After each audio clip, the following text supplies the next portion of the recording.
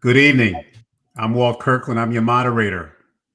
On behalf of the 100 Black Men of America and our chairman, Tommy Deutsch, we say greetings to you. What you measure is what you improve.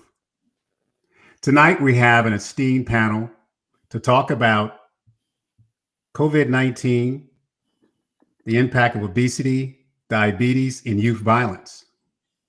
So I want to say greetings to all of you.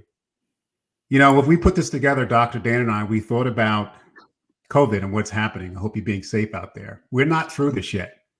So we got to continue to wear a mask, get your shots when it's available, and try to get to herd immunity. But the 100 Black Men of America, we're trying to call a call to action. And what I mean by that is you have to really take this seriously. Take care of your health, measure your vitals. And this is one of our third or fourth campaigns. So we appreciate your tonight. We also want to thank Radio 1 for your support. So thank you and kudos to you. So why don't we do a little introduction? Obviously, I'm Walter Kirkland, founding president of 100 Black Men of Prince George's County, co-lead of the Health and Wellness. So Dr. Danner, can you please give a little introduction? How are you, Dr. Danner? How are you, Walter? And how's everybody? My name is Omar Danner. I am also one of the members of the Health and Wellness Committee and the chair for our Healthcare 2.0 initiative, as well as the COVID-19 Pandemic Action Group. I'm a professor of surgery and critical care, and I'm just glad to be here. I'm a member of the DCAP chapter of the 100 Black Men of America. Thank you. And Dr. Danner, thank you for your leadership, Dr. Danner. You're leading from the front. Thank you, Walter. Dr. McGee, how are you, brother, from Chicago, from Chi-Town? How you doing, doctor? Doing great. How you doing, Walter? Dr. Omar. And tell them about yourself, Dr. McGee. So basically, I'm an ER doc on the front lines of everything with COVID and violence. I'm also on the Health and Wellness Committee for the 100 Black Men of Chicago. I'm the COVID chairperson there. And I just recently, about a year ago, became the national chairperson for 100 Black Men of America's Violence Prevention Action Committee. So we're doing big things. So thanks for the opportunity. You are doing big things. We can't wait to hear more about it. All right. Hey, Clarence Robinson, how you doing, brother, from Louisiana? How you doing, brother? Pleasure to be here tonight with these esteemed guests tonight. Clarence Robinson from St. Mary Parish, Louisiana, way south Louisiana, near Morgan City, Louisiana. I am the chairman of the Health and Wellness Committee of the 100 of St. Mary Parish, and excited to be here just to hear the information and also share what we're doing here in St. Mary Parish. I'm currently the director of public housing for Morgan City and Berwick Housing Authority. So I'm intermixing with the community as well. So just great information I know will be shared and we'll take back to our people. But thanks a lot for being here tonight. Thank you, Clarence. We have a special guest, and he's an honorary member. Even you brothers didn't know this. Dr. Mason, that's his name, Mason, has been bestowed, give him a round of applause, as an honorary 100 Black Men of America member by Tommy Deutsch. So how you doing, Dr. Mason? I'm doing quite well and excited to be here. As Walter said, my name is Mason. I'm coming to you guys from Brooklyn, New York. I actually am an education leadership executive with Apple. Happy to partner with 100 Black Men in your Health 2.0 initiative, and we'll talk a little bit more about that today. Thank you, Mason. Appreciate you, brother. We also have I can't say it. Bethany Bethia. I always get tongue twisted on that. Hello, Bethany. How are you? Thank you, Walter. It's actually Brittany Bethia, but thank you for the introduction. So excited to be here representing Morehouse School of Medicine's National COVID-19 Resiliency Network. Outstanding. Well, great. So you see, we have assembled a great panel here for you guys tonight. So we're looking forward to a great discussion. Let's kick this right off to Dr. Mason. Dr. Mason, give him a little overview of the partnership with the 100 Black Men of America and Apple. And thank you for your time tonight in this Tulsa challenge. As you know, we're celebrating 100 years of the massacre of Tulsa, Oklahoma, where hundreds of African-American successful business owners of Black Wall Street was massacred at Tulsa. So in conjunction with that, and the National Health and Wellness Committee, we're putting together a challenge in conjunction with Apple. So Dr. Mason, why don't you share some of that initiative? Absolutely. And I absolutely want to clarify that I'm a doctorate of education and not medicine, like some of our esteemed panelists. At Apple, I get the chance to work with education leaders across the country in some of the largest urban districts in the nation. And Apple has an initiative, the REGI initiative, the Racial Equity and Justice Initiative, which part of that partners with organizations like 100 Black Men to make a change in communities of minorities and underrepresented populations. Partnering with our CEI group within Apple, the Community Engagement Group, we're working with 100 Black Men and your Health 2.0 initiative. And as a part of that, we are thought partners as we embark on this journey of the Greenwood Fitness Challenge to commemorate this devastating event, the Tulsa Massacre that happened 100 years ago, encouraging members to walk 100 miles.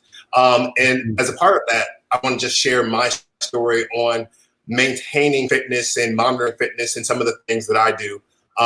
Looking at how technology is a driver for change in our lives, I use my technology to help improve my health, fitness, and wellness. My iPhone, my Apple Watch, and apps like Lose It, which I use to monitor my nutrition.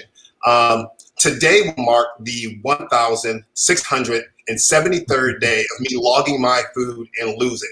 For those who are keeping count, that's 4.5 years of persistent monitoring of what I put into my body. At the top of the hour, Walter talked about what we measure is what we improve. When I started to measure my nutrition and what I was putting in my body, it made me very cognizant and aware of what I was putting in my body. As we are thought partners with 100 Black Men, we were going to continue to work on how do we monitor and improve our fitness, our wellness, and our health with a variety of these technologies and apps so that we can be better together. Outstanding. Thank you for your time. We look forward to have that challenge. We look to have more great things with Apple and also this Tulsa challenge, and we'll be empowering our chapters across the country. Thank you so much, Dr. Mason. Let's kick it off. Let's try this again. Brittany, is that right? Yes. Thank you. I got it right. So Brittany, tell us about your National Resiliency Network, COVID. We're doing some great things, and congratulations to you and your organization. Absolutely. Yes. So the National COVID-19 Resiliency Network is really a community resource for individuals and families, as well as the organizations on the ground that serve these communities. And so what we just wanted to share today is ultimately new news around a call center that we recently launched to connect individuals to information about where they can find a COVID-19 vaccine, continue to monitor their symptoms, as well as find testing locations and social services that may not necessarily relate to COVID, but other issues that they may be faced in terms of their experience regarding the pandemic. So our website is www.msm.edu/NCRN, and our phone number is up there to the call center to connect you as an individual or your family to those resources. Thank you. Outstanding. And we work with them on a quarterly basis, the 100 Black Men of America. We have monthly meetings, and they're just doing some really cool research with the advent of COVID-19. So thank you. We appreciate you. Let's kick it back to Dr. Danner. You wanted to bring in Dr. McGee? Yes. First of all, I want to say thank you, Walter, and I want to thank Dr. Mason, and thanks Brittany, one of my colleagues at Morehouse School of Medicine. I want to acknowledge Dr. Mack and Dr. Dawes as well. And I want to thank Pfizer, our sponsor, who has been very generous and kind in supporting our 100 Black Men of America initiative, Healthcare 2.0, along with the Morehouse School of Medicine through the Department of Health and Human Services and the Office of Minority Health. And so we want to also thank our partners at Apple, and we really do appreciate each and everyone's contribution. We have an exciting program, as Walter said tonight, but I want to basically kind of set the tone that we're still in the midst of a very serious pandemic. Today, we crossed 121 million people worldwide, with 29 million, approaching now 30 million people infected in the United States of America. So far, over 537,000 Americans have lost their lives, with over 2.6 million deaths worldwide. But we have hope the vaccine program has begun, and we've learned a lot during this time.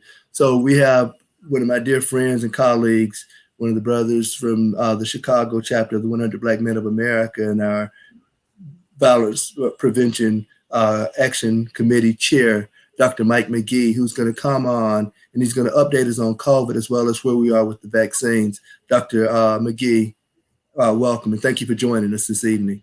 Thank you so very much, my brother. Definitely want to thank 100 Black Men of America, Radio 1, and the world, because I know the world is listening and watching. Mm-hmm. I have a nice little presentation set up for you guys. We're going to go ahead and go through that. I have our colleague here is going to expand the PowerPoint. And I have 10 minutes, got a lot to cover. I promise you, I'm only going to hit upon the high yield bullets. So essentially, I'm ER doc on the front lines. We'll go to the next slide. Our objectives is basically, we're going to briefly discuss complications of COVID, okay, and treatment options, and then go over briefly the Healthcare 2.0 and MemeRx. And then we're going to talk about the importance of vaccinations. And I'm going to just tell you information that you don't know. And then we're going to briefly expound upon the intersection of COVID-19 and the increase in homicide violence, particularly youth. Next slide. And so this is just a slide just showing you guys all these symptoms you know. It's just that, have you guys ever compared youth versus adults? The reason why our kids are not dying is because they don't get the lung effects, the cytokine storm that kills a lot of adults. And so kids are protected. Keep going. And so things that you definitely need to know, and you probably already know, 50% of people who have COVID don't know they have it. And so they're very vicious spreaders. Keep that in mind as we go through the slides. And of course, most people do well. About 14% have some minor to moderate symptoms, but about 5% can die and go on to multi-organ failure. Next slide. And so this is just showing you on the right is a normal X-ray where you see the black space. On the left is a COVID pneumonia X-ray where you see all the white stuff. Keep going. This is a CAT scan. On the left is a CAT scan that's not bad. On the right is a CAT scan that's showing acute respiratory distress syndrome with COVID everywhere. Keep going. And this next slide is an actual lung from a lung transplant from a 20-year-old female from Northwestern who had to get a transplant due to her severe COVID, which shows, micro blood thrombi with bleeding. So it shows you how bad the lungs can actually get. Next slide. And so again, this is showing what you already know. When we first started, we thought people couldn't really die, only people 80 and over. But now on the now area, you see that people are dying and young are dying. And make a note of the 10 to 49 year of age. They have risk factors for death, but most importantly, they are the spreaders. Keep going. And so essentially, these are risk factors that you all know. I'm not going to expound upon that, but I just want you to be aware that on this talk today, you're going to hear about diabetes and obesity and recognize that the higher the BMI, the greater the chance for you being hospitalized and going on to death with COVID.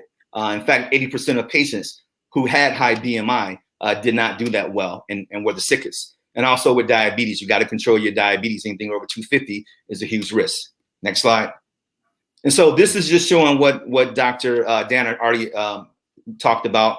If you see today, we had 549,000 people that have died. And that just shows the brutal realism of this pandemic. Next slide. And so COVID-19 and leading cause of death. Next slide. And so what we all know as well, 13.4% of Blacks are, inhabit the population of the United States, but we account for over 50% of cases and almost 60% of COVID deaths. But another fact, we also account for over 58% of all firearm homicide deaths as well. Next slide. And so again, we already know this. We're dying at a higher rate than white. Next. And again, Hispanics as well as Native Americans. Next slide. This is just showing the true rote numbers in terms of amount of people dying per 100,000, and we lead the pack. Next slide. And so this is showing that, hey, kids are vulnerable as well. At one point, we thought they were not, but kids die. Kids have medical chronic problems as well. And so don't sleep on that fact. Next slide. And so this is just showing you what happens when you have COVID. You can get strokes. I've seen 30-year-olds with strokes who had COVID. you can get hyperinflammation with body aches. You can get cardiac dysfunction. You can get clots from the hypercoagulability. You can get kidney failure. And for kids, you get a pretty much septic shock where kids can die and act like a human and act like an adult for the most part. Next slide. I'm going to spend a little bit of time on this because this is important. Click, please. Long-term complications. Well, basically, COVID attacks receptors, your ACE2 receptors, and it can affect your lungs, which we know about, but it also affects your heart, your brain, and other parts of your body. A lot of people are having these COVID long hauler symptoms with tachycardia and palpitations. Some people are having GI problems because it can affect your GI system. Some people are having issues with breathing, where they're short of breath all the time. It can cross the blood-brain barrier. It can cause brain fog and memory problems. And it also, this was a study that showed the people who were affected, it also can affect youth. And it also can affect people who did not have any symptoms at all with COVID, can now 6 weeks later, can now have some long-term, long hauler effects. Next slide. So what this implicates is that at some point, we're gonna need to have COVID clinics to take care of these long-termers. Also, in regards to cardiac disease, it can cause myocarditis in youth. It can cause atrial fibrillation, which is an arrhythmia, where your heart rate beats irregular in about 21% of people. It can cause congestive heart failure. Next, can cause kidney failure. Next, and definitely can cause, and this is well known with psychiatry, it can cause psychosis, depression, and anxiety. So it's a problem that's going to be around, and we got to be able to take care of this. As you already know, the variant is out there. There are multiple variants. The Brazilian one is the most dangerous one. Next slide. And again, we're doing well, but we still got to keep doing better because we don't want to regress. Next slide. And the way we regress is by this. Spring break is coming. Tell your kids to stay in the house and socially distance and do the things they need to do to protect themselves and you, because that's going to be the biggest inciter of spreading the African variant. Next slide. And so let's keep doing the things. We all know the treatment. Dexamethasones are probably the ones that's most proven to do well and to help people. Also, you guys have heard of Regeneron and Bam Bam. These are other things, monoclonal antibodies that work. Next slide. But actually, the biggest thing is going to be prevention. Eating the right things, exercising, and taking your vitamins. Next slide. And so this is an immune enhancement strategy that was created by Dr. Danner and colleagues from Morehouse. It just shows what you should be doing now. And there's a higher, more intensive regimen that you can do if you actually have COVID. Next slide. Again, the biggest thing we got to do now is take the vaccine. It works. Next slide. And we got to still continue to wear masks. In fact, we should double mask to prevent the variants from getting to you. And that involves wearing a surgical mask and a cloth mask over. Next. Healthcare 2.0, MemeRx, that's what it means. Next slide.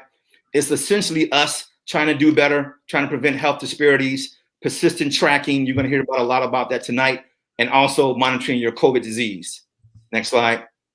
This is just showing you everything that comes in that kit, from a blood pressure cuff that's digital, to a thermometer that's digital, to a glucometer, to an oxygen oximeter, and it shows you the diseases that it can help you improve in your life. Next slide.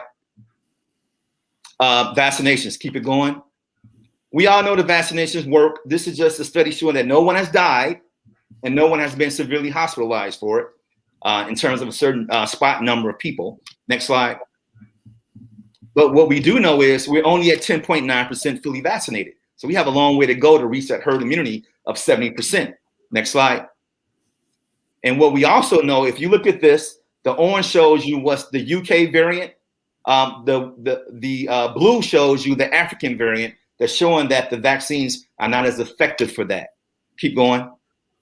And just to reiterate that on this slide, the green is good, the red is bad. And as you can see, all these vaccines that's coming out that's showing very good efficacy are not as good for that African variant, as well as for this Brazilian one that's coming up. You see a couple red spots there as well. Next slide. And so racial disparities exist. Next slide. The people that need it the most are not getting the vaccination. 80% of white people are getting it, particularly white women. I'm sorry, 60%. But as you can see, blacks, only about 5.4%. So we got a way to go And if you have the opportunity to get the vaccine, get the vaccine. Doesn't matter what it is, just get it because it's effective. Next slide, and we're going to pivot and we're going to be finishing. And so our initiatives for 100 Black men is to recognize, the next slide, that there is an increase in guns and there's increase in homicides and violence all over the country. Next slide. And this is the example by this particular slide showing all the different cities. And this is just a micro shot of how many people during June, how many more deaths we had from homicide as opposed to the year 2019. And it's happening all over the country. And that's why on this last slide that I have, next slide, you see what 100 Black Men of America are doing. We came up with a nice, innovative way of getting the youth to not only wear their mask, socially distance, but also try to prevent violence. And right now, this is coming up in May, and we're going to be targeting multiple different cities, as you can see. And it's basically, we have actors from the Chi who's going to be helping us to get this message out. We're taking donations, but it's something that we're going to talk about a little bit later. So that ends my slide. Next slide. We're going to go ahead and pivot and let my colleague, Dr. Danner, come up, who thought I could not complete this in 10 minutes. So Dr. Danner, take it away. Great job, Mike. All right, Dr. Danner, great job. Yeah, thank you. So again, I want to just thank Dr. McGee, really power-packed presentation, and thank Walter. And again, I want to acknowledge our chairman, Mr. Tommy Dortch, and our chairman for the Health and Wellness Committee, Dr. Mark Alexander. They really have been very supportive of this initiative, and we really want to show our thanks and gratitude to them, as well as our sponsors. And the other sponsor that we did mention, as he showed, was Mr. Stanley Campbell of Eagle Force, who provided us with this technology known as MimiRx, which helps us to link to these biosensors that empowers us to now be able to monitor at home our vitals and take control of our health. So we want to really encourage you to embrace this idea and this technology. And what we want to do in the subsequent segment is to start educating us on some of the diseases that Dr. McGee talked about, namely obesity and diabetes, and the impact COVID has had, because people of color, namely Black people, suffer disparately from these chronic diseases, which lead to heart disease. One of the major focuses of this initiative is on hypertension and hypertension reduction, which is made worse by obesity, by diabetes, and they lead to strokes, they lead to heart disease. And these are things that we know about, but the important thing is these are things that we can do about. They are preventable, but it takes education. It takes informing you. And so we want to educate you on these things so that if you know better, hopefully through persistent monitoring, through lifestyle change, you'll be able to do better. So next slide, Dwayne.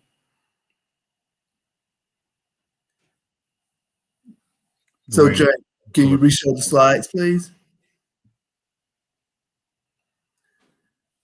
Dwayne, are you there? Okay, the PowerPoint slide. There we go. So, again, as I said earlier, the focus for our Healthcare 2.0 initiative is on preventable chronic conditions, which have been worsened by COVID.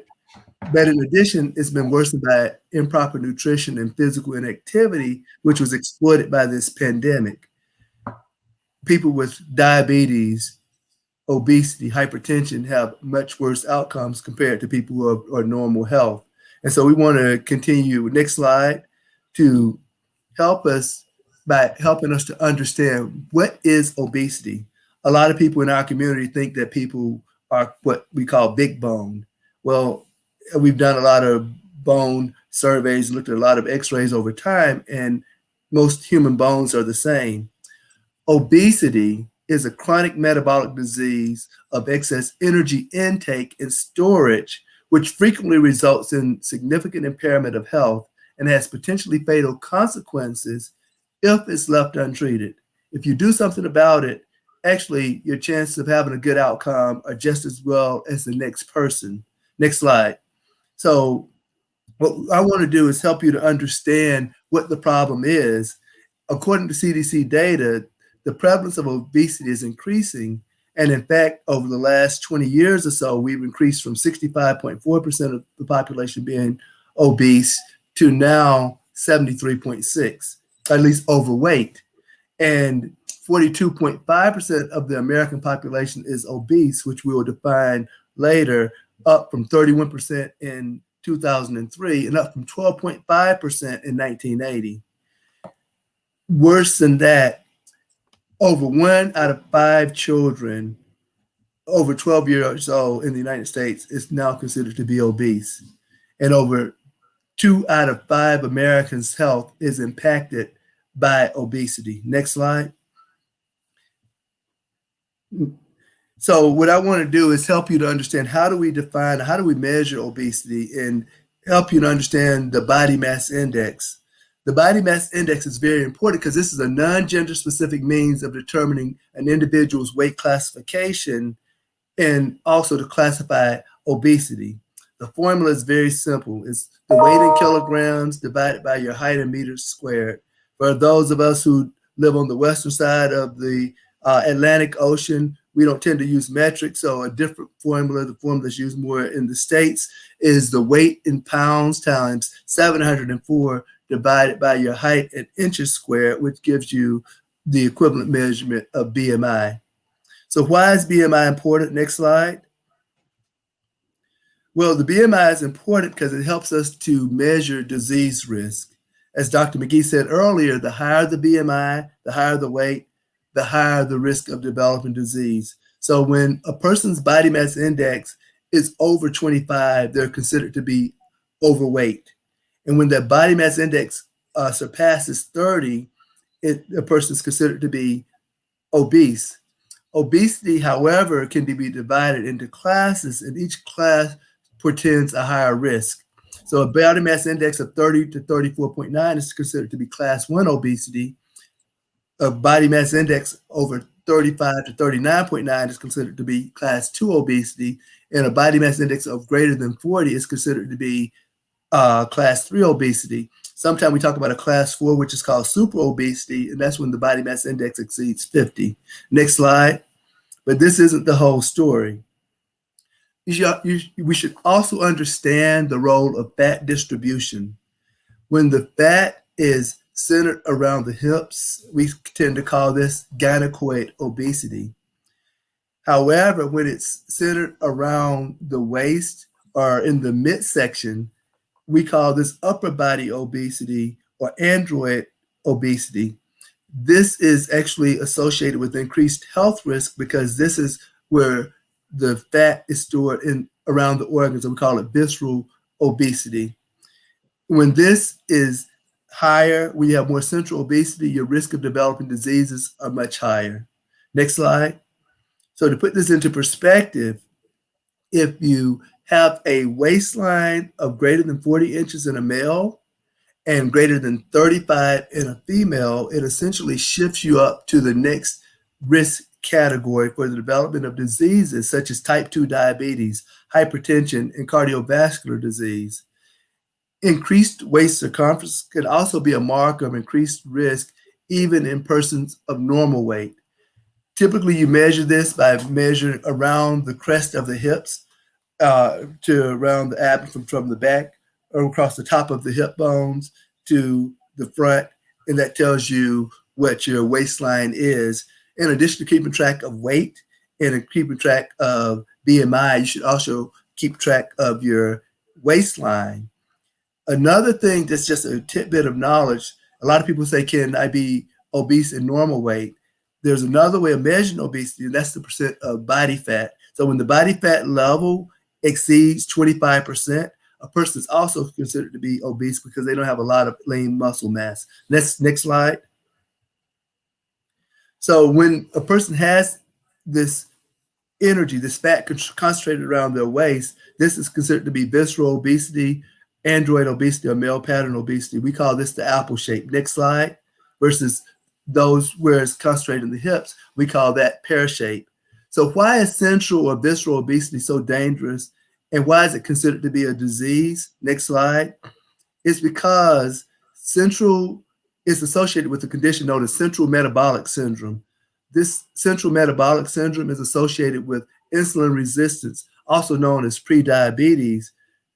In prediabetes syndrome, sometimes you may hear it referred to as syndrome X. Syndrome means it's a constellation of things. So in addition to insulin resistance, individuals have hypertension and dyslipidemia, because this is a central metabolic derangement. Next slide. And so when somebody has insulin resistance, this is actually determined. You can do it by laboratory measurement at your doctor's office, a fasting insulin level of greater than 20, or a fasting glucose level of greater than 140, but less than 200. When it exceeds 200 on repeat measurements, this is considered to be frank diabetes. Next slide. This insulin resistance is associated with hypertension, and for the sake of definition, is defined by a systolic blood pressure, which is your top number, greater than 130 or equal to 130, or a diastolic blood pressure, or a lower number of greater than or equal to 85 millimeters of mercury. Next slide. This is associated with abnormal lipid in the bloodstream, which is can be defined by a high triglyceride or fatty acid level of greater than 130, or a high triglyceride or high cholesterol at least level of greater than 200. Another risk factor that's underappreciated is low good cholesterol, low HDL, which is determined by a level less than 40. This can be improved with exercise, aerobic exercise, whereas the top two can be improved by dietary manipulation or sometimes adding statins. Next slide. So in short, obesity and central metabolic syndrome is strongly associated with the development of cardiovascular disease, diabetes, and sleep apnea. In addition to hypertension, these are the things that increase the risk of death, particularly in African Americans and other minorities. But anybody who has these risk factors are at increased risk. Next slide. In fact, they're linked to 4 out of the top 10 causes of death. And the important thing is, as Dr. McGee alluded to earlier, they've all been made worse by COVID. Next slide. So when we look at obesity and the actual causes of preventable death in the United States, obesity is second only to smoking in terms of preventable deaths, with over 400,000 deaths per year in this country. And this has been actually increased by this pandemic. Next slide. The good news is that most of the deaths and disease related to obesity are treatable and preventable with effective nutrition, increased fitness, weight loss, long-term weight control, and persistent monitoring. Next slide. The solution is healthy lifestyle change along with persistent monitoring. So what does this mean? This means behavior change, behavior modification, regular exercise, a balanced diet and nutrition, and changing our mindsets. This is why it's so important that each and every one of us should be getting in shape, participating in the fitness challenge, and using the devices, the technology by Apple, by iHealth, and other entities, as well as Eagle Force, the MimiRx platform, to monitor ourselves as we take control of our health. Next slide. So, what I'd like to do now, I want to just transition over to our brother, Mr. Clarence Robinson, and talk about his experience with now taking control in Mary Parish using monitoring and healthcare 2.0. But thank you, Mr. Robinson. Thank you, Brother Danner. I mean, the information is so overwhelming. I was on the backstage just writing notes down. What we measure is what we improve. I love that statement, because basically, if you don't know exactly what your numbers are, you don't have the opportunity to improve. So most importantly, Dr. Danner, Dr. McGee, the information that it is hand in glove of what you actually are speaking about. Long story short of what the initiative was reached out to our organization, and I'm grateful because we're a small chapter here in St. Mary Parish, and most of the metropolitan areas usually get this opportunity to track their numbers. But we're fortunate here because we have a smaller array of members that we can track, and also a smaller community that we can actually get our numbers. Louisiana is in the top 10 of obesity at 35%. So, we're in the top 10. So, those numbers are not good. And you can see the actual COVID numbers as you relate to, we're not that far from New Orleans. You can see the actual numbers that happen with the people that perish due to COVID-19. But with this information that we do have is getting the information out to our community, getting the information out to our membership. And most importantly, I cannot be the health champion of our organization if I'm not tracking my numbers, if I'm not making sure we're monitoring our health effects, if we're not consistently getting information out concerning COVID, and also with the information that Dr. McGee said in regards to violence. All that information, it really messes things up for us. But most importantly, I appreciate the platform that we have an opportunity to have our voice out there in the community and continue to stress those numbers as it relates to you guys. We had an opportunity to present our Healthcare 2.0 in the community. Brother Kirkland did participate, one of our doctors in our community who is an advocate in regards to healthcare, and which is called rural healthcare. Because the bottom line, in most rural areas, we think we're healthy. We think we're good. We don't have no problem with all that. But the most important part is what we found out during COVID is that we are obese, Dr. Danner. We found out that we having crawfish season right now. That is a major fat component of that. So we have to look at some type of ways that we can look at it from health perspective. Won't happen, but I tell you what, we can take this thing one day at a time and continue to improve on that. So the 100 Black men of St. Mary Parish, we're going to take this initiative very serious, not just today, but throughout this year and then going forward, because health is our wealth. And that was one of our most important things that we spoke about. And we are thankful to the 100 Black men of America for giving us this opportunity to participate in this event. And the days that will go forward for our chapter, you'll hear more from us with that also. But thanks a lot. Wow, thank you for that passion, Clarence. Great testimony. Let me see if I can pull up that document that you wanted to share. Let's see if we can do that real quick. Hold on one sec here. Give me a second.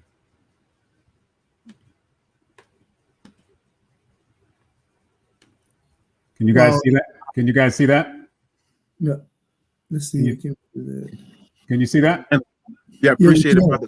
Go ahead, Clarence. We have a quick little overview of that real quick. Yes, we partner in the community, and with the 100, with the name that's out there, now people are seeking us out, Brother Kirkland, since our presentation went forth concerning COVID. And we having a community event. It's in partnership with the Department of Health in Louisiana. In our community, they will be offering the free COVID vaccination on Saturday, March 27th, in one of our local communities, where you can just go ahead, apply with your app, and get the information loaded in. And once they will contact you as it relates to getting your vaccination shot, and then we're going on from there. But those are the ways that we continue to improve, not just on a big scale, but even on a small scale here right in St. Mary Parish, that we meeting with our elected officials, we're meeting with our healthcare officials and trying to make some things happen and getting our community vaccinated. Only 5% of our African-American communities have been vaccinated. Wow. We got a job to do. So we really want to push our numbers. Strong work, brother. Okay, thank you. Strong work. All right. We're back. So, Dr. Danner, do you want to transition?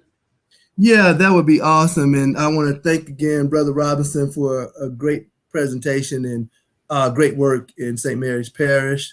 New Orleans and Louisiana was hit very bad by COVID. Our brother, Dr. Griggs, was down there working his butt off, trying to do everything he can. So I want to applaud you guys and the effort. And I want to, again, amplify what you're saying. It's so important that we do measure and monitor things. And, as Walter say, what you measure is what you improve. But one of the things that I found is that if you don't know what to measure, if you don't know what those numbers mean, then what good is the information? So that was one of the stimulus, the impetuses for us doing our virtual town hall to educate us so we know what these different numbers are that we're measuring. And in the next subsequent phase, the next several months, we're going to start learning what do we do with this information. So what I want to talk about next is what happens. Go back to the slide that we were on. But basically is diabetes and type.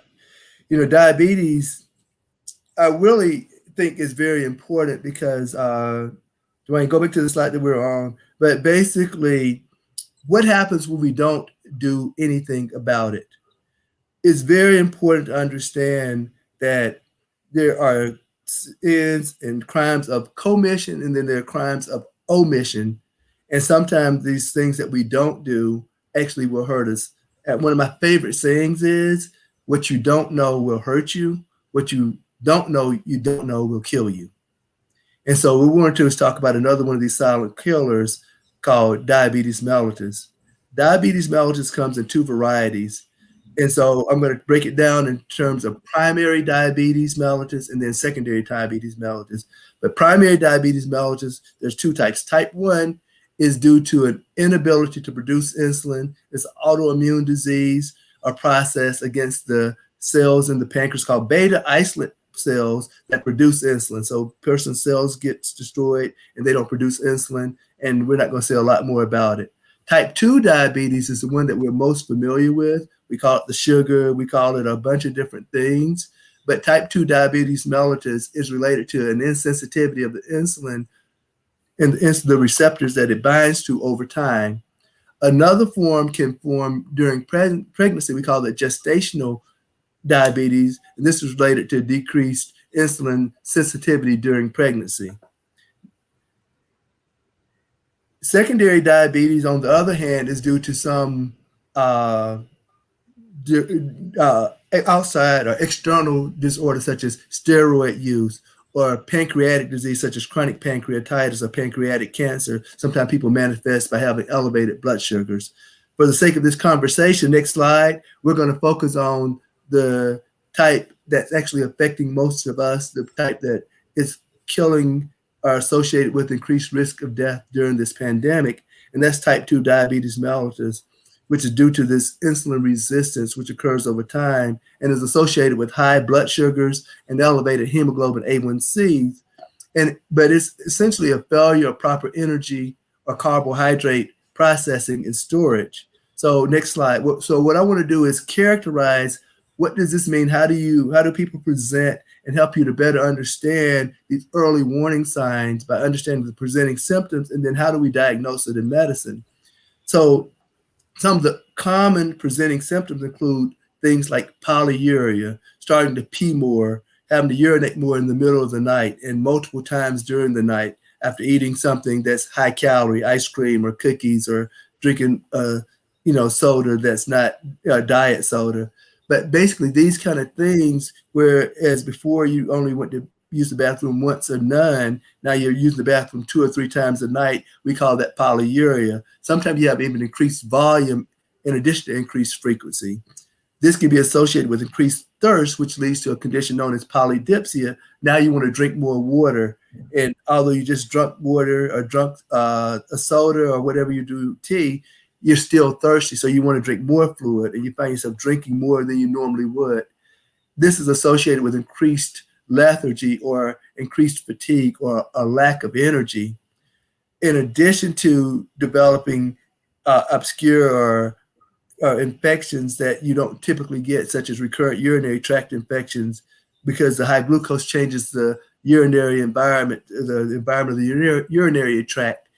In addition to getting foot infection, little small cuts turning into wounds that don't heal properly. These are some of the things that you start noticing when you start developing the early stages of diabetes. Next slide.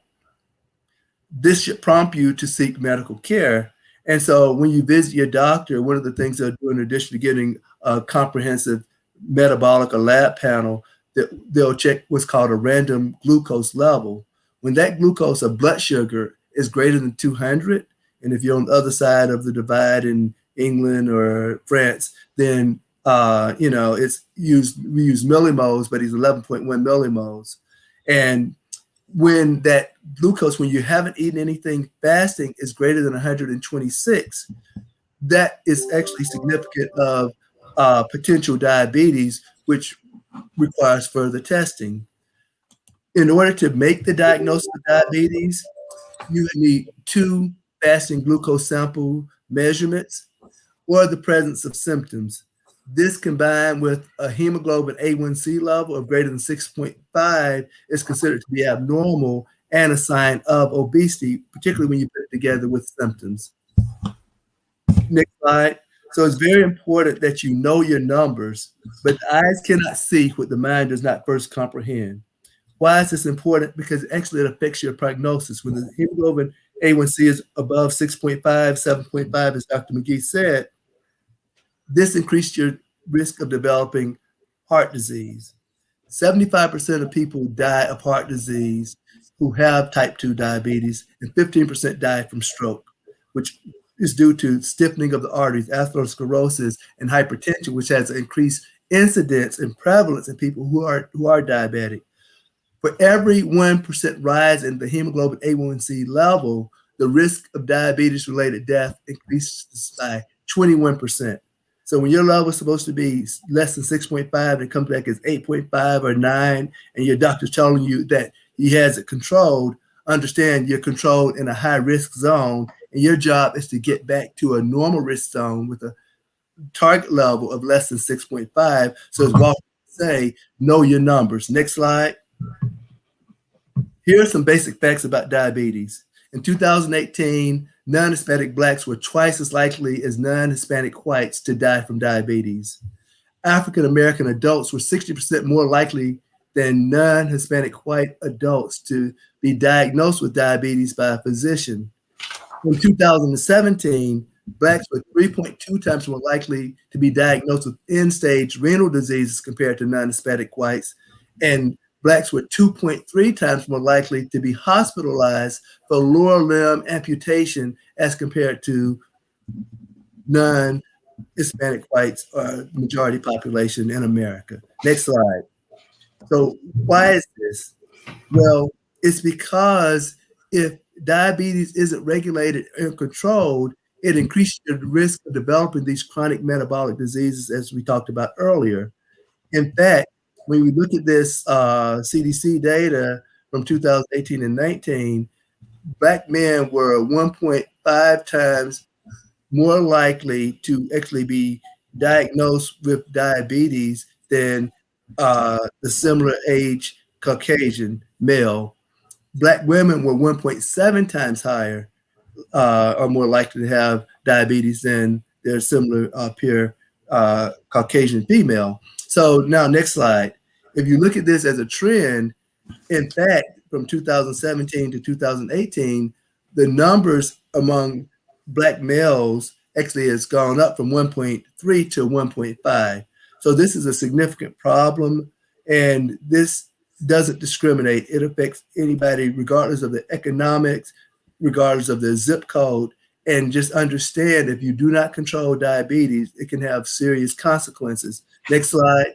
In fact, if you look at the national diabetes-related death rates, Black males were twice as likely to die from white males with the same condition, and Black females were 2.3 times more likely to die than a white female with diabetes, and overall it was 2.1.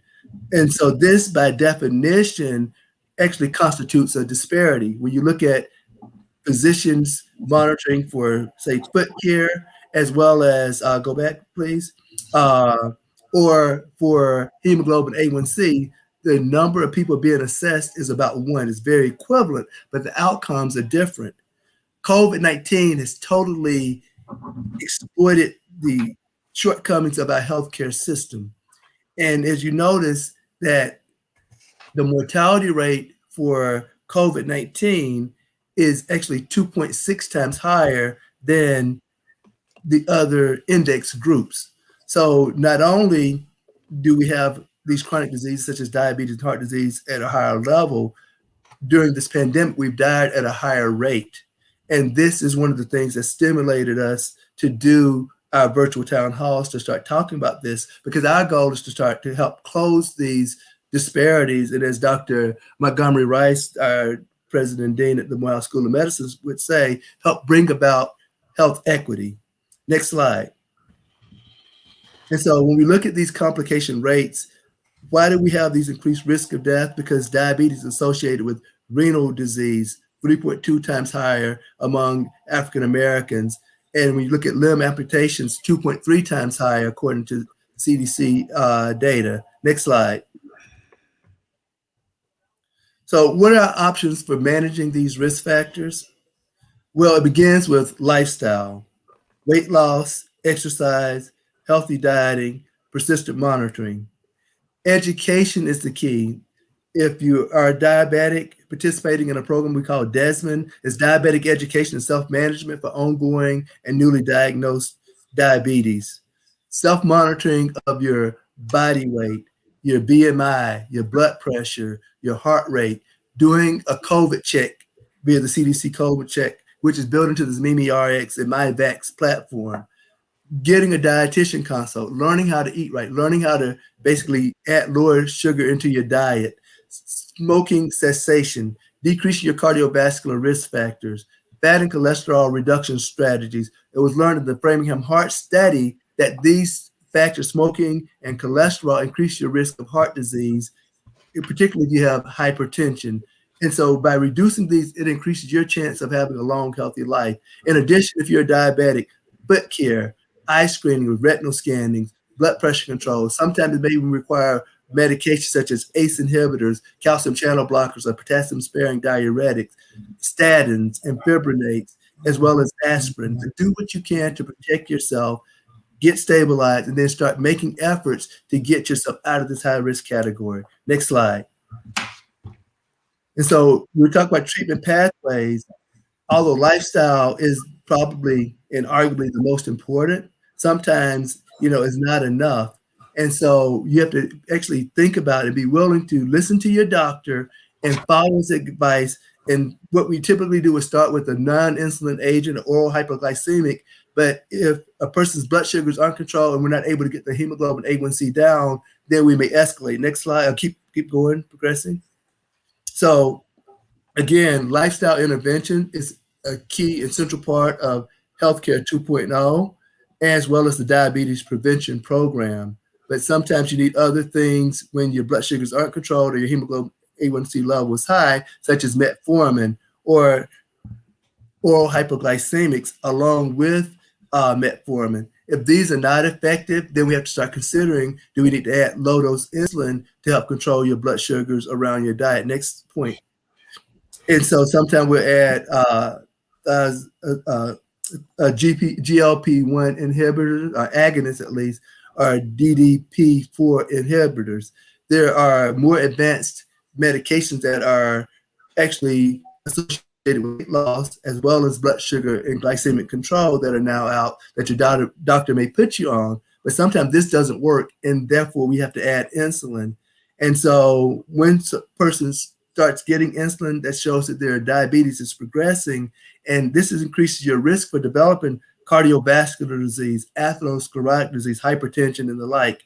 And if it's not able to be controlled with lower doses of insulin, then you may actually progress to higher doses of insulin. Next point, please. And the doctor would tell her this to achieve your goal of a blood sugar that's less than 140, but technically less than 126, and a hemoglobin A1C of less than 6.5. Next slide.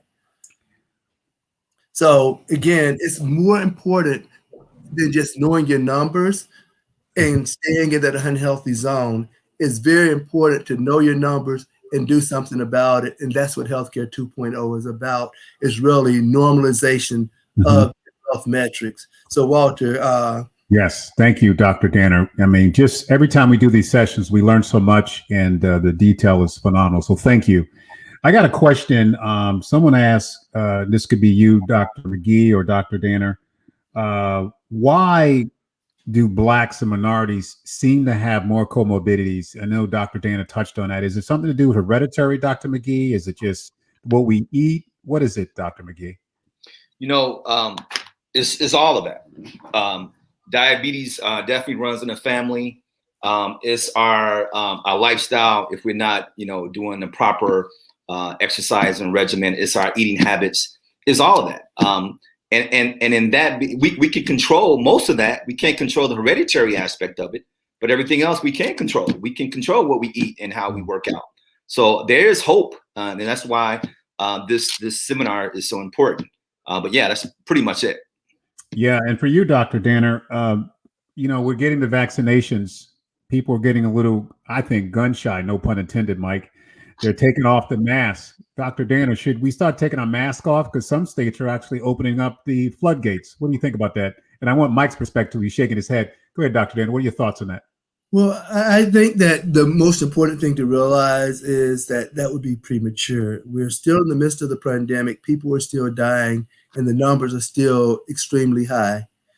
The vaccines in and of themselves don't necessarily stop you from getting the infection. And so you can still actually get it and potentially pass it on. Although the rates are decreased, we still don't have a lot of answers. And so practicing vigilance and not basically testing the waters by seeing, can you tolerate a known contagion that's killed 537 to approaching 550,000 Americans. So again, with these new variants, as Dr. McGee showed earlier, some of these vaccines are not effective against these variants. And so you're still putting yourself at risk. And so if it's me, why take chances? Dr. McGee. Wow. What do you think, Dr. McGee? I mean, it's like, Walter, being in a race. You're kicking everybody's butt, and you get to that last lap, and you start slowing down because you think you got this. Yes. And then that persistent person just shoots right past you at the end, and you lose the game. And that's pretty much where we are right now. Why would we even consider going out and undoing what we've already done when we already know that the variant is out there? We know that it's spread to 30 to 40 cities right now. If we did know about a variant, I can say, yeah, we can lax up a little bit, but we know that there's an African variant that's out there that is not the vaccines can't help it. And it makes no sense. And as you seeing kids, and I understand what they've been locked in, they anxious, but now is not the time, especially from Black patients and Black people. If we know that we're gonna die the most, you gotta talk to your kids, who's ever listening. You gotta let them know, hey, you can't ease up right now because you can easily get the variant. I've gotten this vaccination. I overcame my anxiety, took the 2 shots, and now you bring the African variant to me, and now I get it and it's worse. That's not a good look. Yeah, Italy just, as you guys know, you doctors know, they just shut down Italy again. I think it's down to 100% shutdown. So, and I thought they went in the positive direction, Dr. Danner, but I think they just shut that back down again. So this could potentially come back to us. This will be a good transition. We have a video, Dwayne. We're going to go ahead and tee this up. Dr. McGee, can you talk about, let's transition to this youth violence. And you have this amazing, which I'm going to help you with, this Mask On initiative. And it also ties into COVID, but also ties into youth violence. Can you talk about that? Yeah, so last year in the COVID series, and Dr. Danner was in it, we did a COVID series with the series of Chicago back in from, I think, April until July. And everybody was all in, 100 Black men. We had the chief of police. We had the superintendent of schools, and we're all there. And we said we would be amiss if we did not include youth, because as I just clearly articulated to you, youth are the biggest spreaders of COVID. And so they have to assume their responsibility. But at the same time, violence has been going on for years. And when, stores had to shut down, essential stores were considered gun stores. And so now the numbers of people buying guns are elevated, are up. And the number of homicide is up. And not only that, suicides are up, as well as unintentional injuries from gunshots. And so we got to, really get on our youth about all of that, because they're the ones that's controlling the future. And if they're killing themselves, then where are we as a race? And so this challenge was something that we came up with the 100 Black men, that we want to give them incentives to basically prevent violence and preventing COVID. And so it's basically something we've been doing on the radio in Chicago. Nice. And we basically give students the chance to create a 60 to 90-second video where they're basically doing rap, dance, singing, martial arts, poetry, whatever. And it's all about preventing violence and COVID. So, Dr. McGee, can people participate in this now?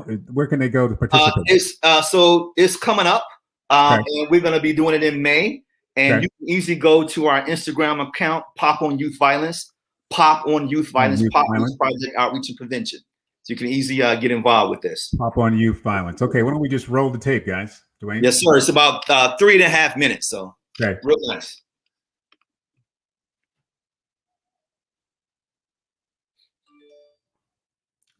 Got to get the sound going. Is there sound?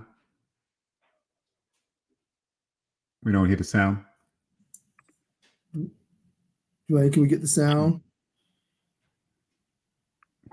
Okay, just be patient, folks. This is a virtual world we live in. We have no sound for some reason. Dwayne, let's try that again. Well, we'll just wait until. But this is something that's kicking off in May, Dr. McGee, and so what we doing different this time, Walter, in the past has been just Chicago area and Northwest Indiana, which is where I live. Now we're trying to include some cities where some of our health and wellness committee members are located. Like, for instance, where you are, Maryland, where Dr. Danner is, Atlanta. We're looking at Birmingham. We're looking at Oakland, where our chairman is. And so we're going to choose about 7, 8 cities. We want all these cities to be involved. We're hoping that Radio One will want to be involved and advertise. And then this is a pilot study. By the midsummer, we want to, release this to all cities where we have a 100 Black Men chapter. And now we want to be able to offer a bigger, pot of money for the youth to basically get them incentivized. In addition to that, each of these cities, these schools, these students that's involved, if you're going to be in a contest, you also got to learn how to stop the bleed and how to do CPR. So yes, talk about that real quick. Yeah, talk about that, Doc. So another initiative that we're doing, and it's basically trying to empower our youth to take some responsibility and to be able to do something when their colleague or friends get shot, or even if you have an injury in your home and your child cuts themselves with their knife and they cut a radial artery. Instead of letting that kid bleed out on the floor in your kitchen while you're waiting for EMS, just simply take a belt, take a maxi pad, take a t-shirt, and apply direct pressure. Tell EMS, and it's been shown to save lives. And we also trying to teach every youth how to do bystander CPR using a pillow. So it's something that we're going to be doing virtually that anybody can actually participate in and get certified. Dr. McGee, I think that's awesome because you're teaching young people how to save lives. Let's try this again. Let's try it again, Dwayne. Here we go.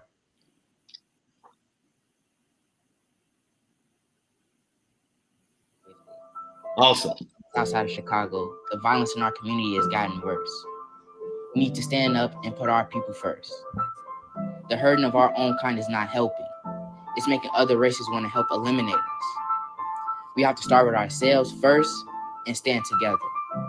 Then as we stand, we need to push our new narrative, stopping the violence in our neighborhood. After that, the violence in the city is next. We also have COVID to worry about. It's hurting the community with the loss of family members.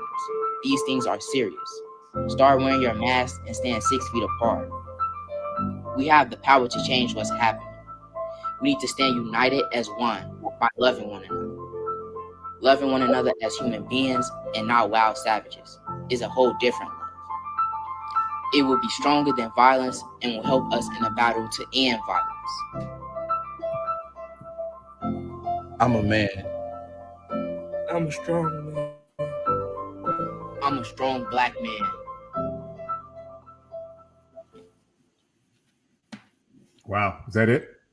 What's up, y'all? I'm a young female lyricist from the Shine. I'm 16 years old. I go by Saya Bay. Hit me out. Hey, yo. Listen, I say, Jesus, walk with what? Hey, yo, listen, I say red tape, yellow tape around the bended building. All the kids out here ain't drug dealing. Keep your hands hot. Way to the ceiling. If you're African American, you should know the feeling. Get up, stand up. I'm out here right now. I'm in the movement. Lighting in the smoke, doing that music. I'm lifting that spirit and soul. Keep on moving, soul to soul. Like a Chairman Fred Hampton, I'm standing bold. Brutality gotta stop. The violence gotta stop. So we bleed the blood on every block. We need tighter gun laws before the next one pop. I'm black and I'm proud. We shall overcome. We in traffic like the lucky boys. We don't need drugs. Don't like seeing my cat up on the concrete.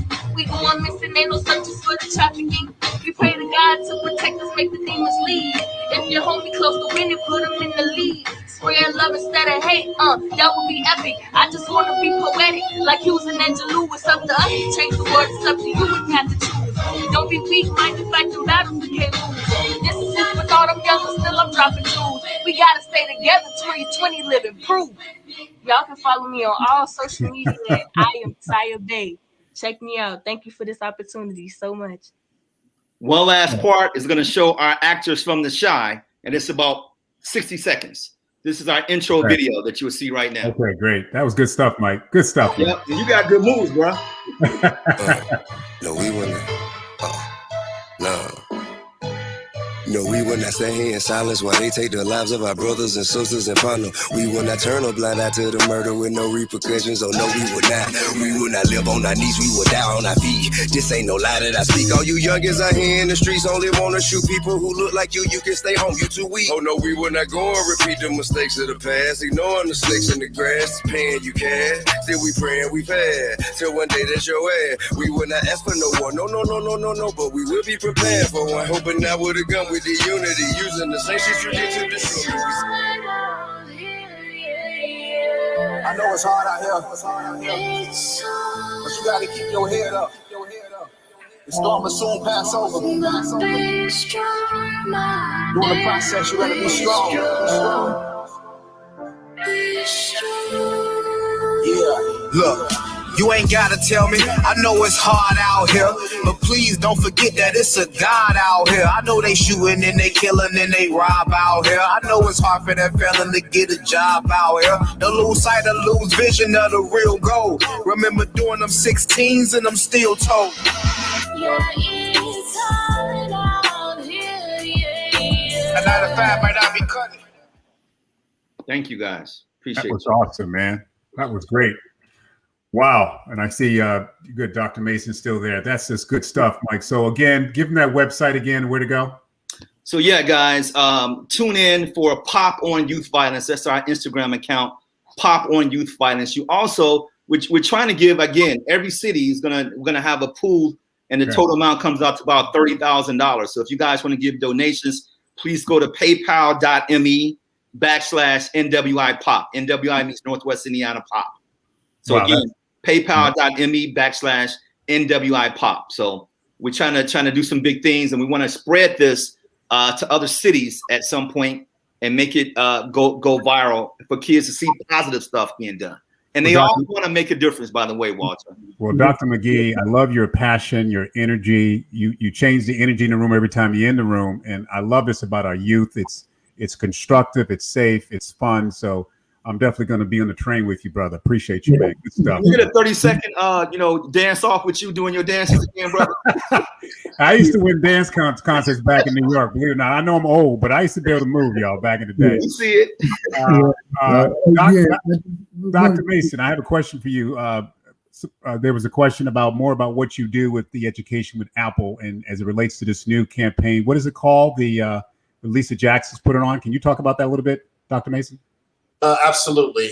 So Reggie is an initiative by Apple, where Apple has set aside $100 million for its racial equity and justice initiative.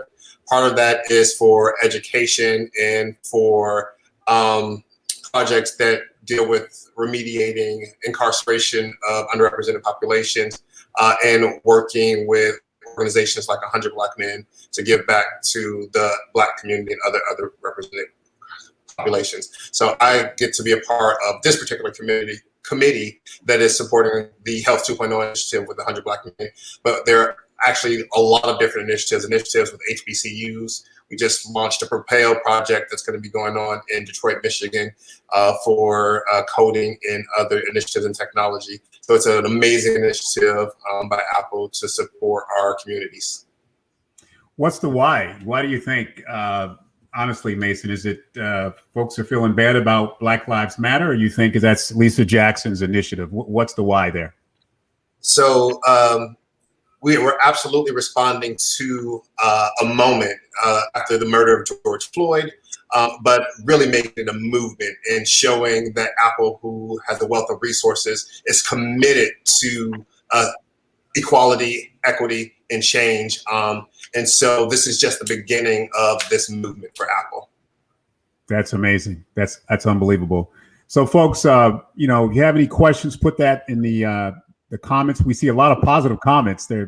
Dr. Danner and Dr. McGee and Mr. Robinson, they're enjoying the conversation, but you guys don't have any questions. You see our website down there, 100 Black Men, 100BMOA.MimiRx. For more information, MimiRx.org. But if you have any questions, please hit it in chat. Anybody have any on your heart on the panel here? Dr. Dan, Well, Clarence? well, I just want to just thank again Apple, thank Dr. Mason, I want to thank Dr. McGee, because I think that, again, we can get caught up in our micro vision and not basically see the big picture, but we're losing sight of the forest for the trees and forgetting about the youth, forgetting about, the advances in technology and the money, the resources that are out there to really address it. This is the time for us to really make a difference and put all those things together and take advantage of it on behalf of a population. This is a generation that's at risk. And, during this pandemic, just to put this in perspective, 1 out of every 800 Black people in America have lost their life. We've actually decreased the number of years. Every year we progress in age and living longer. We've actually regressed by a year so far. 1 out of every 1,350 white people have died. 1 out of 1,150 Hispanic and Native Americans have died during this pandemic. So the toll is really high, but we still have to remain positive and optimistic. And there is hope, and we need to really come together, bringing the resources, technology, and the best that America has. We've overcome World War I, World War II, and other wars. We've overcome other pandemics in 1918. So it's time for us to really putting everything else aside and coming together and doing our best. Let's be the best America that we can be and the best 100 that we can be. So I just want to applaud this effort. Yeah, I want to just, I got an epiphany here, Dr. Danner and Dr. McGee. If you go to Louisiana or any inner city, the useful life of an African-American male specifically, I'd like to get your comments on that. In some parts of our country right now is in the upper 70s or even lower than that. You take that same region for the majority, it might be 82, 85. What we're trying to do here is to expand your life expectancy. You hear about what you measure, what you improve. You hear about building your immune system, as Clarence is nodding his head. You build about how do we sustain our life. We got to find a way to do that. And you got to do that often and early. Mr. Bozeman, the guy that died in the Black Panther, he died, Mike, at 43 years old with colon cancer. This is truly a wake-up call for people on this call. And Dr. Mason, you're probably the youngest one on this call.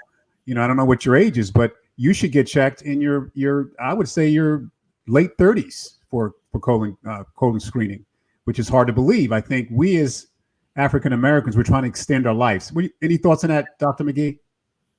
Yeah, everything you said is spot on about screening, about just even having a doctor and following up. And then it all starts with nutrition and everything else. And I think from a 100 Black man perspective, healthcare 2.0 is going to solve that. And we just have to have our members to be active and to get involved and do the things that we're given to them on a silver platter. On the flip side of that, though, is I think a missing piece for not just our organization, but a lot of organizations is the youth, because they're not concerned about colon cancer. They're concerned about being bullied and can they study, can they sleep at night from seeing their friend being shot or killed. True. And so it's a bigger problem for them. And you look at all the social determinants of health, it's adversely affecting our youth. And so at some point, their average age is under 30. And that's what's on their mind. So I think as an entity, I think we all got to come together to save our future, because if we don't do anything, I don't know where they're going to go. And like the young man said, we need more unity. Like the young girl said, we need more unity. We need more togetherness. We need more tolerance and forgiveness, because these kids are ready to bust a cap the minute somebody step on these brand new Jordans. And you got me another epiphany, Dr. McGee. I think people have been pinned up. I think they've been isolated, including adults. I don't know about y'all, but I've seen a lot more road rage recently. People are driving faster. So we're in a different trying time right now that we really, as minorities and African Americans, really got to say this is a wake-up call from financial disparity, health disparity. These stimulus checks are a joke. It is something, but we need to wake up. Clarence, what's your thoughts on that discussion?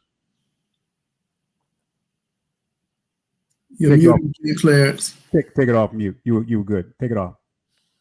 all the information that's been shared, it's seeing from the youth into the adults that we do have. If we don't have any adults to mentor our kids, we're in trouble. So we definitely have to get ourselves healthy, actually, to continue doing what we have to do. One of the most important underlining things that concerns me with this is to continue to get the information out that the 100 is continually pushing forth, and making sure that we try to continue to educate our kids either at a lower level. The school system is not talking about this information as relates to this. So we have a lot of miseducation in the school system because, they're just saying wearing a mask and the kids are much more of a spreader. So I think that we need to some way, somehow get this information into the school system to educate the children, the teachers, and the administration, because I can speak only from here in St. Mary Parish. I don't hear no information from the healthcare providers in the school administration talking about this information. So I think we're missing a major component right there that nobody has really thought about it from that perspective. And I think it's easy to do. We have a nurse there, but the healthcare system is not going into the school system to educate the people once more, because we just recently, last week, just started vaccinating the actual administrators here in St. Mary Parish. So that's one of the things I've been concerned about. You got to kind of cover that area in the school system to stop that major component, because most of the time the kids are at school more than at home. So I think we're just missing something right there. Right. And we have a question. Dwayne, you want to put that up? Okay. What degree does education affect in the Black community? Who wants to take that one? I'd like to take that one. And I think that that's very, very important, because I think that, a person's education and where they go off to college is a safe haven. Education gives you the ability to get better jobs and basically put your family in a better position. When you don't get educated, it basically makes you lose out on a lot of training opportunities that gives you the opportunity to be captured or picked up by Apple in the Propel program, or Google, or Facebook, a lot of the tech companies and other companies, engineering corporations, but all throughout America have opportunities for people who are in college who are taking that first step. I think that there's also a fundamental education that goes along with understanding your health, understanding your numbers, and then understanding what to do about it. It's not just monitoring the numbers. Monitoring it and not doing anything pushes a person in increased anxiety levels, increased fear, and increased risk. But once you understand what to do, what adjustments do you need to make in response to this to get the results that you want, you have to have that long-term perspective and understand that education is the key to building strong societies. If you ever want to take over society, one of the first things you want to do is you come in and you destroy the library. That's what Rome did when they conquered a lot of different African countries. You remove that information, that epicenter, and then you can weaken them. You can then basically replace their history, replace that information with what you want them to believe. So education is very key. And I just wanted to do this in the context of education, because there are a lot of people who are afraid about vaccinations.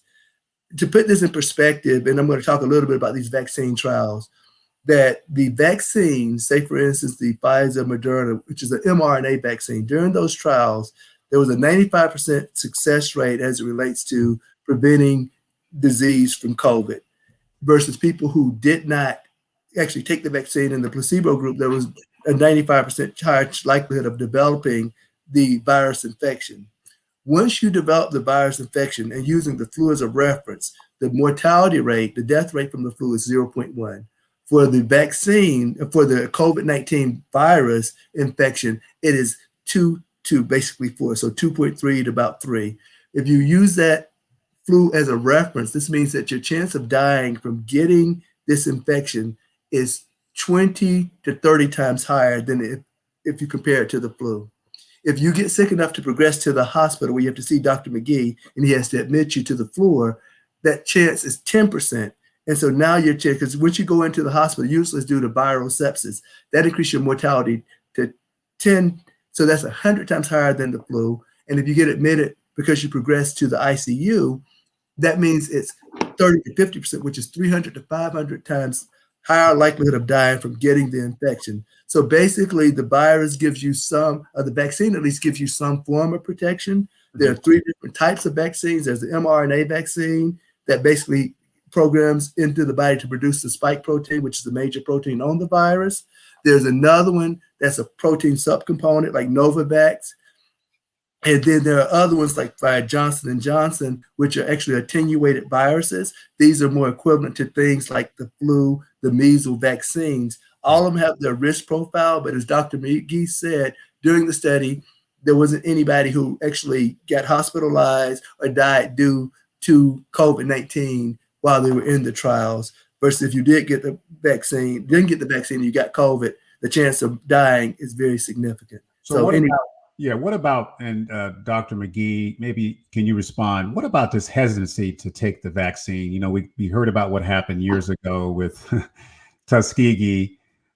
What can you tell the viewers and listeners of whether you're 25, 65 to take the vaccine when you're available to do that? What are your thoughts? So actually, Walter, I'm thinking that hesitancy is probably diminishing. I think a lot of groups, NMA, 100 Black, sororities, fraternities have been doing a pretty good job of disseminating that myth. The problem is no one has access to the vaccines the way we should. And we're seeing that on the South Side of Chicago, where I own an urgent care. We submitted our application December 10th and have yet to see a vaccine. And so people they've been seeing all the people that's been taking the vaccine. They seeing that no one has died, like I just showed you on that data. And so people confidence has increased and people actually want it. I know 100 Black men members from Chicago who were not even going to get it, and now they've gotten it. I know plenty of people who are not going to do it, but now they are. So the hesitancy is diminishing. We just got to get the vaccine, and then in the next couple of weeks we should have it. And don't matter which one you get, just get whatever you have access to, because they're all very good at preventing disease and preventing hospitalization, which is what we want. And Dr. McGee, when do you think we'll get to herd immunity, which means for the regular folk that, roughly 75% people? Well, we're at 10% now, as I showed, 10.9%. Wow. So we got a long way to go. And I think all that's coming now that we're going to have Johnson & Johnson coming out. And by the way, it's one shot. The efficacy is about 60%. But I got mine yesterday. Go ahead. Right. And so people are going to be more inclined to want to get just the one shot. I want to say, I almost say a one shot, one kill, but I'm not going to say that. But people are going to get the one shot because they don't want to get the shot twice. And so I think when that happens, and as those numbers increase and the manufacturing happens, I think hopefully by May 1st, just like our president said, we're trying to expand it. And again, guys, the missing vulnerable population is the youth, because now if they're not getting the vaccine now, and now they get the African variant, then they're going to increase the chances of you who've gotten your shot to now get infected. And so I think we all got to get it. So I think it's coming now. Yeah, and I think that the answer to that question that you asked about the percentage or target to achieve herd community and shut it down is about 60 to 70%. Okay. And so that's what you try to achieve, to know that you kind of hit the minimum level. Ideally, in an ideal world, hitting 90% would be better, because that means you've covered a lot of those youths that make up the rest of the population. And so that's why President Biden and Vice President Kamala Harris is really ramping up this vaccine effort and investing a lot of money into basically achieving this. So we have to do our part. Stanley Eagle Force has now gotten the fiduciary license to basically be able to help states and cities get vaccines, get COVID testing. And so Eagle Force, if you guys are out there and looking for support in getting your disparate area supported with vaccines, and that reach out to Eagle Force, I think that would be a wise thing to do to overcome some of these social barriers to vaccine administration. Wonderful. So let me just, as we close this out, let me just give some folks some websites. And thank you, Dr. Danner, for posting them. We want you to go to 100blackmen.org/healthcare 2.0. I think it's being flashed. 100blackmen.org/healthcare 2.0, and check out some of the initiatives that we're doing. Also, go to the NCRN website. I don't know if you know the full address, Dr. Danner, but it's NCRN. If you do that, ncrn.org, I think it pops up. ncrn.msm.edu. And this is a very important website because it has the information for your state on vaccines, on COVID number, and all the different resources that you may need during this pandemic. Can be, if you hit resources when you go there and hit My Community, you can pull up your state and get state level information.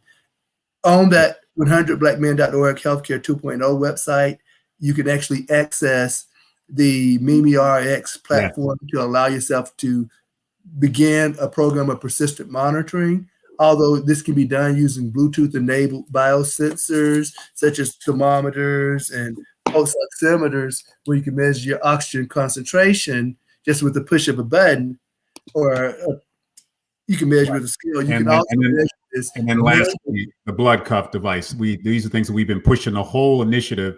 Your blood pressure, as Dr. McGee is nodding his head, is so critical for pre-hypertension. You got to know your blood pressure because there's so many. We had a guy on a call earlier in Tulsa.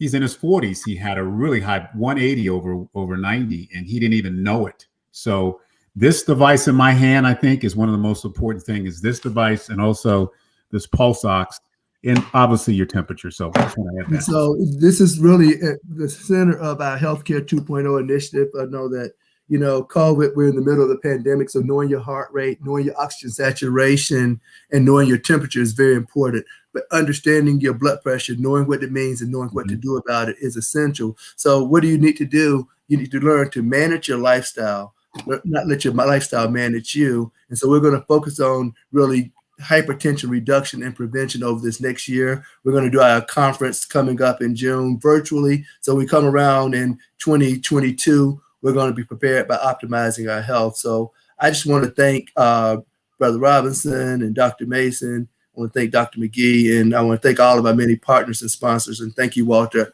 for doing an incredible job this evening. Thank you, Radio One, Dwayne and Andre, and the leadership at Radio One as well, Urban One. Thank you. Beautiful, beautiful. And then Michael, you have a little shout out, Mike. Tell them how about your Instagram? Go ahead, Mike, Dr. McGee. Yeah, Instagram and Pop on Youth Violence. We're really going to be pushing this around April 12th, April 11th through the 17th. That's National Youth Violence Prevention Week. So we're trying to highlight all the good things that youth are doing. And then our contest is going to end being in mid-May. Okay. And please, if you can, make a donation for that contest. We're trying to raise $30,000 to paypal.me/NWI-POP.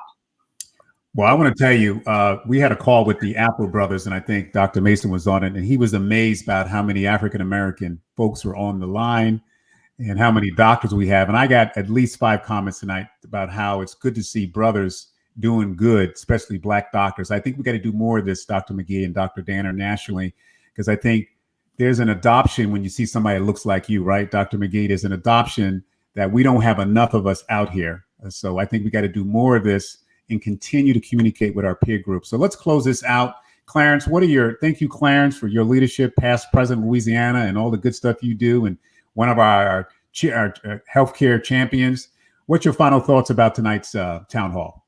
Just an excellent opportunity. I mean, when I was on the backstage, I was just writing down notes just to follow back up on some stuff to help the youth initiative and the information that Dr. Danner, Dr. McGee has, and Dr. Mason also. It's just some great information. The future's great for us, and we just got to stay plugging at it. And Brother Kirkland, always thank you for your excellent service and job well done, sir. Thank you, man. We appreciate you, Clarence. You could be anywhere, but you decided to help us out tonight. So thank you, man. You, Dr. Mason, thank you, man. Thank you, Apple. We look forward to work with you. And what's your thoughts on this you'll be doing more of these, brothers, so get ready. What do you think about this call? We're extremely proud to be a part of this partnership, and I am just amazed personally of the leadership of 100 Black Men. So, personally, I'm the oldest of 8 children from a single parent household. When you talk about education was the key for me to break the cycles of poverty that persisted in my family. When you talk about persistent monitoring of health, I'm 37 years old, Walter. I suffer from hypertension. I was diagnosed when I was 34. And so I know that persistent monitoring, because when we talk about things that are hereditary in the African American community, that is hereditary in my family. My aunts, my mom, my grandparents, they all suffer from hypertension. And it's that silent killer that I didn't know about. I actually went to the doctor every year, but it wasn't until I had a Black doctor who said, this isn't normal. We need to continue to follow up on this, that I recognized that it was an issue in my life. And it's something that I needed to monitor and watch out for. And then I get the medication and go on a low sodium diet. And so all of this information is incredibly important. Knowledge is power. Wisdom is what you do with the knowledge. Take those experiences, that wisdom, so that we can change our lives for the better and for our communities. And I love what you're doing for the youth, Dr. McGee. It's absolutely amazing. Keep up the great work. Thank you. Man, wow, what a great closing segment, man. Hey, Dr. McGee, we got a new star here on the 100, man. On to remember here, putting it down here. So, Dr. McGee, what's your final thoughts? And thank you, brother. I know you're really busy with your ER and your practice, and, you know, we always bring the passion and the heat, brother. What's your thoughts about tonight? You know, I'll be brief. This was awesome. I'm very fortunate and thankful for you, Walter, and Omar for bringing the piece that I brought in. And we can't ever forget about the youth, even with COVID. A lot of people don't focus on them, but they get it, and they're the biggest spreaders. And so we definitely got to pay homage to that. But definitely for the violence prevention aspect of it, I would love to partner with Radio 1 in terms of getting this information out to all these various cities. And by the way, Dr. Mason, we're trying to work on a violence prevention app that we think would be phenomenal, that could make a difference in the lives of some of our youth, and also giving them resources for when they have episodes of suicidal thoughts or homicidal thoughts. So it's just some things that we can talk about at a later date. But thank you, guys. You're welcome. And Dr. Danner, man, just you always bring it, brother. So what's your final thoughts, my compadre? Hey, my compadre, I really want to just thank the brothers. I think that this has really been a great session. And I want to thank the listening audience for joining in. I know you have a lot of things you can be doing at this day and this time, but to join in, and thank you for your comments and your support. And so I want to thank the leadership for the 100. I want to thank Pfizer, our sponsor. I want to thank Morehouse, and I want to thank Eagle Force and our other sponsors at HHS and the Office of Minority Health. And I want to thank our new partners, Apple. You guys are really incredible. And I hope you understand, one of my favorite sayings is knowledge is not power. Application is. It's not what you know. It's what you do with what you know. This information is being provided to you for you to go out and do better. And so one of the things I was talking to one of the brothers here, KT, and he was basically making the comment that we can influence genetics. This is what Dr. Mason's saying. You don't have to basically die of hypertension because your parents or grandparents had it. You can do something about it. This technology allows us to take control. And so in that, I think, Walter, taking this information, taking it to your doctors, holding them accountable, not just giving you numbers, explaining to you what those numbers is and what you should be doing together about to improve those numbers. Do not let them hold you to a lower standard, but hold them to the highest standard. You are the CEO of your body. This is trying to empower you to take that ownership. And that's what we want to do with Healthcare 2.0. We want to reset healthcare in America. So thank you. Amazing. Thank you, closing. And I want to thank the 100 Black Men of America. I want to thank Radio 1. I want to thank Mimi RX and Stanley Campbell for his leadership, the CEO, Minority Black-owned company. I want to thank Morehouse and NCRN. I want to thank the Pfizer Foundation, who actually was the one that gave us some of the grant money to do some of this stuff. So this is not in a capsule, and it's empowering to have these type of people and this commitment to our youth and to our country. So on behalf of the 100 Black Men of America, be safe, wear your masks. We're not out of this yet, but I do see a light at the end of the tunnel. And remember this, what you measure is what you improve. Bye for now. Big ups to Walter, the moderator. Great job. Great job, Walter. Strong work. Y'all take care. Thanks, guys. Good night. All right, my man Mason. Appreciate you, brother. Okay.